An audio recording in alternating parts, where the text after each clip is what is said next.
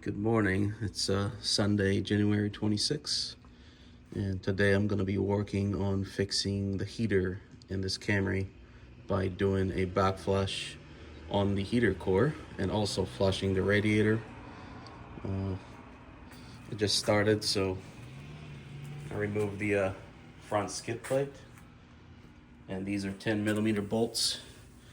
And when you start working on your car, you'll start finding things that the dealership didn't care about or didn't tell you, or both, like this chewed out rusty bolt that the 10mm socket wouldn't fit over. So I just used a pair of pliers to get that off. I'll get a new one, so I'm gonna throw this away.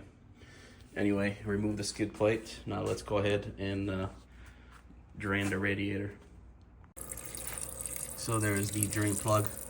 Highly recommend that you wear protective glasses if something. You don't want to get the stuff in your eyes. It's not going to be a fun day. Anyway, we'll let that drain out.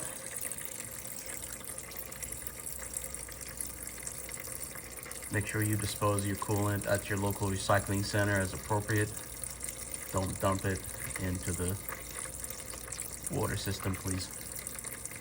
Forgot, make sure you do this on a cool engine, of course, when the car was sitting overnight, and then open the radiator cap to speed up the drainage process. I would also recommend that you service your cooling system on your Toyota every 3 years, or the mileage indicated. I kind of overlooked that system, and just look at this garbage. Really dirty. I am not surprised that this would have caused the heater core to get clogged up. Hence, I'm only getting 93 degrees Fahrenheit of heat in the car instead of something like 150 or 160. So this is a good sign why my heater in the car doesn't work well right now.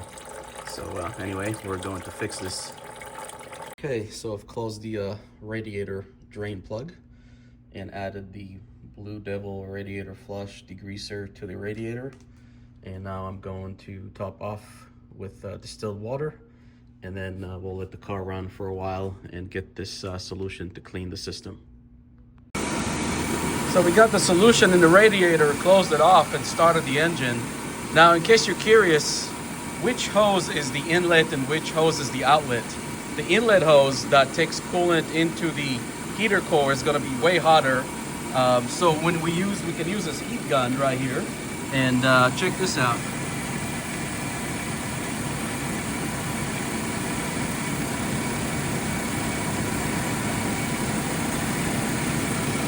You can see the temperature rising on that top hose. That's your inlet hose. So this is where the coolant comes from the engine into the heater core, and it's hot. You can pick those up on Amazon. They're fairly inexpensive and a great tool as well. Using the new MaxiCom from Autel, just monitoring the coolant temperature in real time and the engine speed. But per the instructions, just letting the solution run for 20 minutes, and then we'll shut off the engine, let everything cool down, and then drain the rest of this garbage out of there. All right, we ran the car for 20 minutes and drove it for about 5 miles. And I'm just amazed on how quickly this car cools down. I think I waited about 30 minutes and checked the temperature of the radiator, and it's about 70 degrees. So this car cools really quickly. Anyway, we're letting all the solution drain out, and we're gonna take a garden hose and flash the radiator, and then flash the engine block via the operator hose. The only thing I gotta do first is remove the thermostat, and then rehook this thing back up, and then we'll flush it.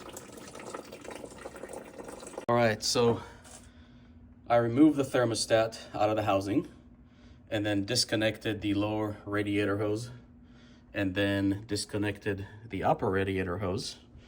And as you can see, we have been flushing the block, and we're just waiting for clear water to come out of it. Give it a few more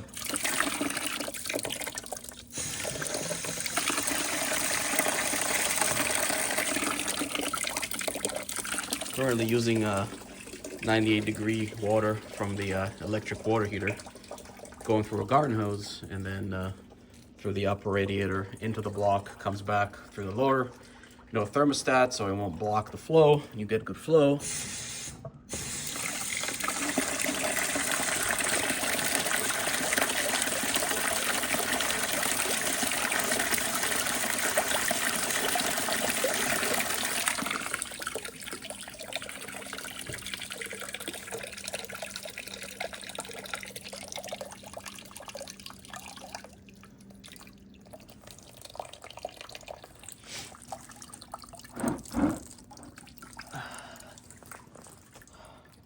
Okay, if you're having issues putting the clamps on your new radiator hose, here's something I just figured out myself, so I'm taking credit for this. Take your 11-inch long needle pliers, grab the clamp, lock it, and then lock the metal part in the vise. That way it will stay open. Put some brake clean on the surface here. It will make it slippery, and then push the hose through. And do the other side. Make sure that your clamp is in the middle of the pliers so they don't move or swing out, because that could be bad for your face. And then a little more brake clean, and you can use a little plastic tool just to get the top in, and then you can just slide it on and you're good to go. All right, welcome back. So a slight change in plan. First off, these clamps were giving me a real hard time. So I decided to go to O'Reilly's and get these to make things a little easier.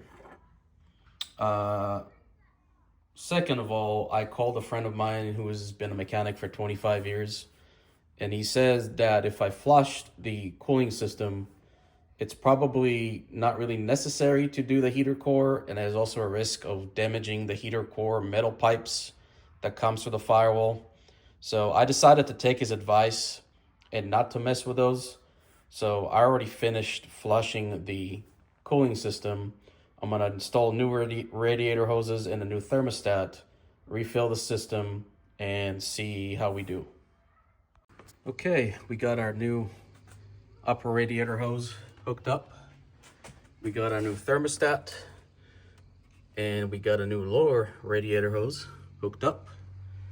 And all remains to do now is fill the system, put the new radiator cap on, and make sure there's no leaks, and go for a test drive, see how the heater works, and see what happens.